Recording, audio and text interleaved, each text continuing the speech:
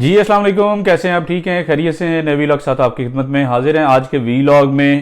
3 موضوعات پہ بات کریں گے۔ سب سے پہلے موضوع پہ بات کریں گے کہ جناب پاکستان اور چائنا کے درمیان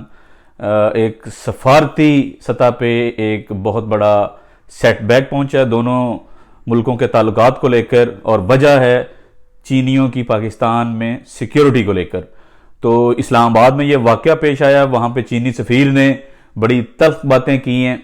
اور جس کے جواب میں پھر پاکستان کی وزارت خارجہ نے چینی سفیر کو بلا کر اپنا پروٹیسٹ جو ہے وہ ریکارڈ کرایا۔ شاید یہ تاریخ میں پہلی بار ایسا ہوا ہے۔ اس کے متعلق بھی تمام تر تفصیلات آپ کے سامنے رکھیں گے، اور اس کے علاوہ آپ کو بتائیں گے کہ جرمن کی جو گورنمنٹ ہے انہوں نے آرمی چیف سے مدد مانگ لی ہے۔ وہ کس معاملے میں انہوں نے مدد مانگی ہے وہ بھی آپ کے سامنے رکھیں گے۔ پھر اس کے علاوہ آپ کو بتائیں گے کہ سعودی عرب میں بھیک مانگنے کی وجہ سے تقریباً 4000 کے قریب پاکستانیوں کے پاسپورٹ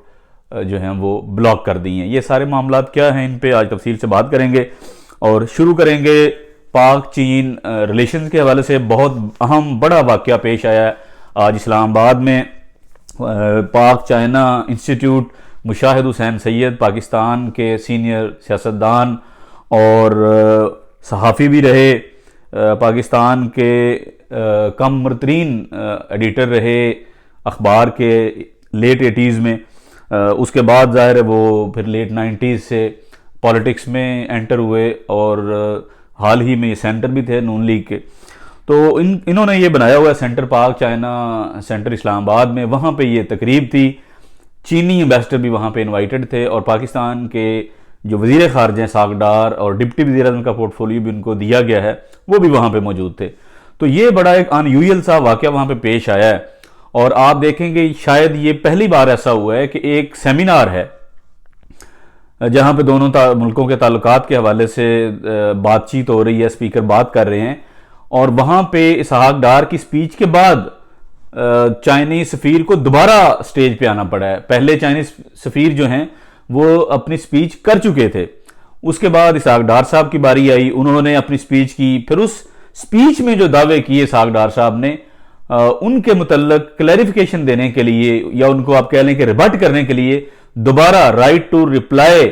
اڈاپٹ کرتے ہوئے چینی سفیر نے وہاں پہ جو ہے وہ بینڈ بجائی ہے ڈار صاحب کی اور پاکستان کی فارن پالیسی کی۔ تو وہ یہ پاکستان کی تاریخ میں بڑا ان یوزل ہے کہ چینی سفیر پبلکلی اس بات کا اظہار کریں کہ ان کے کیا کنسرن ہیں، اور پھر پاکستانی وزارت خارجہ چینی سفیر کو بلا کر سٹرونگ پروٹیسٹ ریکارڈ کروایا۔ ہوا کیا ہے؟ ہوا کچھ یوں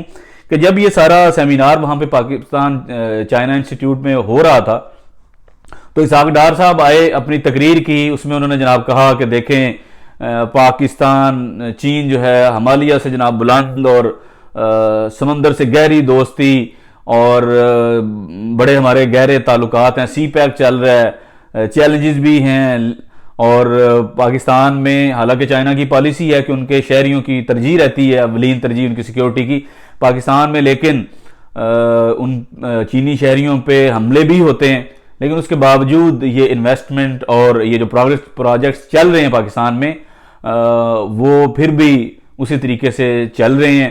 اور پاکستان شاید ایگزمپٹ ہے ان ممالک میں، وگرنہ چائنا جہاں پہ اس کے شہریوں کے حوالے سے مسائل آتے ہیں، ان کی سیکیورٹی کو لے کر چیلنجز آتے ہیں، ان کے پرسنل پہ جو یا ان کے سٹیزن پہ اگر کوئی اس طرح کی دہشت گردی کاروائیاں ہوتی ہیں تو وہاں پہ عام طور پر پروجیکٹ اپنے روک دیتے ہیں، لیکن پاکستان کو شاید یہ ایگزمپشن ہے کہ اس کے باوجود چائنا جو ہے وہ یہاں پہ اپنے پروجیکٹ کنٹینیو رکھے ہوئے ہے۔ تو یہ بڑی بات ہے ہمارے لیے بھی، اور یہ ظاہر کرتا ہے، وہ یعنی ایمفسائز کر رہے تھے ڈار صاحب اس بات کو لے کر کہ کتنے گہرے اور اچھے تعلقات ہیں دونوں ملکوں کے۔ لیکن جو ہی وہ سٹیج سے تقریر یہ ساری بیان بازی کر کے نیچے اترے ہیں، تو وہاں پہ چینی سفیر جو کہ آلریڈی اپنی سپیچ کر چکے تھے، وہ دوبارہ سٹیج پہ آئے، انہوں نے آ کر سپیکر سے یا جو بھی وہاں پہ میزبان تھے ان سے رائٹ ٹو ریپلائی کی پرمیشن لی، اور پھر انہوں نے اسحاق ڈار صاحب کو وہ کھری کھری سنائی وہاں پہ کہ سب لوگ وہاں پہ حیران تھے کہ یہ ہو کیا گیا ہے۔ انہوں نے وہاں پہ چینی سفیر نے کیا کہا یہ آپ کو ہم چیدہ چیدہ باتیں بتاتے ہیں۔ چینی سفیر ہیں جی جیانگ زیڈونگ، انہوں نے کہا کہ جو سیکیورٹی ہے وہ سب سے بڑا جو ہے وہ کنسرن ہے اور سب سے بڑی رکاوٹ ہے پاکستان چائنا اکنامک کریڈور یعنی کہ سی پیک میں، and without safe and sound environment nothing can be achieved, کہ غیر محفوظ انوائرمنٹ میں کچھ بھی حاصل نہیں کیا جا سکتا۔ اور انہوں نے کہا کہ یہ ان ایکسیپٹیبل ہے کہ گزشتہ 6 مہینے میں 2 مرتبہ چینی شہریوں پہ حملہ کیا گیا۔ آپ کو یاد ہو جب اس مہینے کے آغاز میں چائنیز وزیر اعظم نے پاکستان آنا تھا، اس کے بعد انہوں نے شنگھائی کوآپریشن آرگنائزیشن کے اجلاس میں بھی شرکت کرنی تھی، تو ان کے آنے سے 10 روز پہلے کراچی میں ایک کانوائے پہ حملہ ہوا۔ جیسے ہی ایک کانوائے ایئرپورٹ سے نکلا تو ان پہ حملہ ہوا کراچی میں، اور اس کانوائے میں چائنیز لوگ تھے ٹریول کر رہے، اور ان میں سے کچھ زخمی ہوئے، پاکستانی بھی اس میں زخمی ہوئے۔ تو انہوں نے کہا کہ جب تک سیف اور ساؤنڈ انوائرمنٹ نہیں ہے کچھ بھی حاصل نہیں کیا جا سکتا۔ انہوں نے دوبارہ کہا کہ جناب یہ جو ہمارے لیے یہ ان ایکسیپٹیبل ہے کہ چینیوں پہ حملے جو ہیں وہ اسی تسلسل کے ساتھ جاری رہیں۔ انہوں نے کہا کہ he hoped that Pakistan side could further strengthen security measure to protect Chinese personnel، کہ پاکستانیوں کو سیکیورٹی جو ہے چینیوں کی محفوظ بنانے کے لیے مزید اقدامات کرنے ہوں گے۔ Pakistan should severely punish the perpetrators and crack down on all anti-China terrorist groups۔ جو بھی چینی شہریوں کو ٹارگٹ کر رہے ہیں، پاکستان کو چاہیے کہ ان تمام دہشت گرد تنظیموں کو، انڈیویجول کو کیفر کردار تک پہنچائیں۔ اور انہوں نے ساتھ میں یہ بھی کہا کہ اسحاق ڈار کی سپیچ کو جواب دیتے ہوئے انہوں نے کہا کہ Chinese are very clear no matter how lucrative an investment is anyway if the security issue is there they do not send Chinese personnel۔ انہوں نے کہا کہ یہ جو ڈار صاحب کہہ رہے ہیں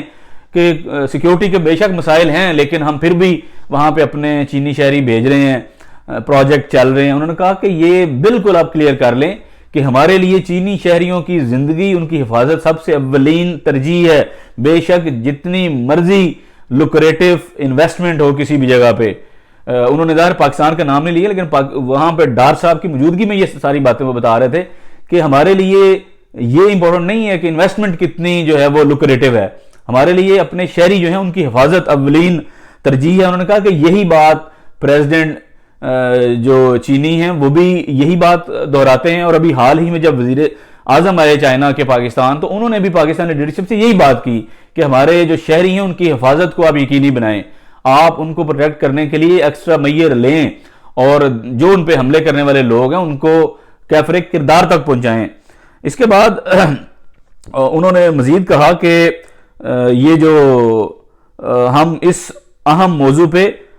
جو ہے وہ مشترکہ کارروائی جو ہے وہ بھی کر سکتے ہیں، یعنی مل جل کر ہمیں ایسے دہشت گرد عناصر کے ساتھ ڈیل کرنا ہوگا۔ جب یہ ساری باتیں انہوں نے کی جو کہ ڈار صاحب کے جواب میں انہوں نے کی، ان کی سپیچ جو ڈار صاحب نے وہاں پہ کی اس کے جواب میں انہوں نے یہ ساری باتیں آ کے کلیریفائی کی کہ جو چینی صدر ہیں وہ بالکل آپ یہ مت کہیں کہ پاکستان میں کیونکہ سی پیک چل رہا ہے تو بڑے بردرلی کنٹری ہے تو جناب بڑے اچھے تعلقات ہیں تو وہاں پہ بے شک چینیوں پہ حملے ہو رہے ہیں تو پروجیکٹ چل رہے ہیں اور انویسٹمنٹ ہو رہی ہے۔ انہوں نے کہا کہ نہیں بھائی جان، چینی صدر یہ بالکل کلیئر ہے، انہوں نے پاکستانی لیڈرشپ کی بارہا یہ کہا ہے کہ بھائی جان ہمارے بندوں کی حفاظت یقینی بنائیں، سی پیک پہ کے جو پروجیکٹ چل رہے ہیں ان کی سیکیورٹی یقینی بنائیں۔ اور جب یہ سارا کچھ وہاں پہ ہوا، یہ تقریب ختم ہوئی، تو پھر اس کے جواب میں پھر وزارت خارجہ کو چینی سفیر کو طلب کرنا پڑ گیا، اور پاکستان کی شاید سفارتی تاریخ میں پہلی مرتبہ ایسا ہوا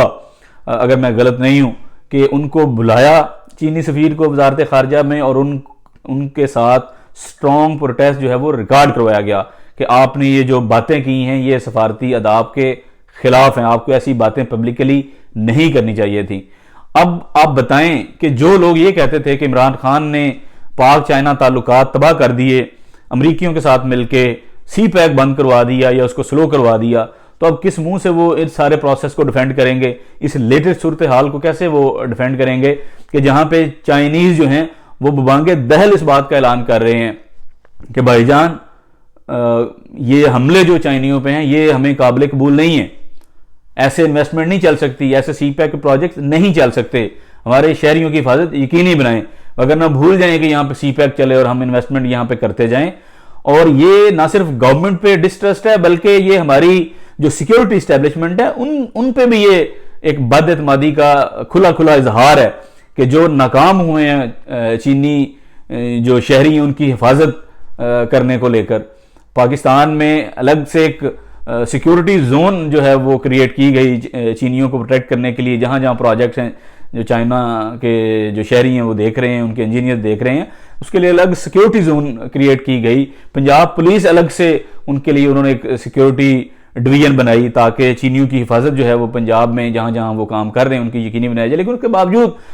پورے پاکستان میں مختلف شہروں پہ جہاں جہاں پروجیکٹس ہیں ان پہ گاہے بگاہے چینیوں پہ حملے ہوتے رہے ہیں۔ تو یہ بڑی خوفناک صورتحال ہے۔ ڈپلومیٹک فرنٹ پہ پاکستان کے لیے بڑی امبیرسمنٹ آج ہوئی ہے کہ چائنا جیسے ملک نے بھی پاکستان کو کھری کھری سنا دی ہیں کہ بھائی جان آپ سیکیورٹی بہتر کرو۔ ہوں عمران خان نو جڑے کہندے سن کہ جناب انہیں بیڑا غرق کیتا ہے، ہوں کی جواب دین گے آ کے یہ سارا ہوں عمران خان دا کیتا کترایا جو فیس کرنا پڑ رہا ہے پاکستان نو۔